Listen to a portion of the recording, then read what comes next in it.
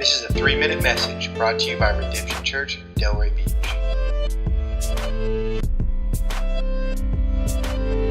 In chapter 4 of Philippians, Paul goes back to this idea of joy and of thankfulness. And as we started this series, we were reminded that this is a book of joy. But it's not a book of joy because we just brush aside our problems. It's a book of joy and thankfulness because we're looking past our problems and seeing our good God who is above it all, who is working in it all.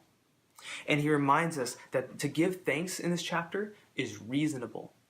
And that's something we oftentimes forget. We think what is most reasonable is to get depressed or to fall away, to give up. But what Paul reminds us is to give thanks is actually reasonable. It can actually be a reasonable thing to give thanks in the midst of horrible circumstances. And he actually tells us why. He says to focus on God and not on our storm. One of my favorite verses in Scripture is Isaiah 23:3. It says that you give him perfect peace whose eyes are fixed on you.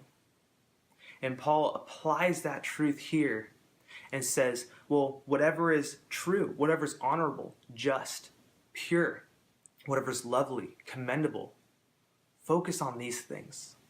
In the midst of your problems that you have today, in the midst of your storms, whatever they may be, you can focus on these good things. We can still choose what we lift up in our minds and in our speech. And so choose the reasonable thing, remembering that God is on the throne.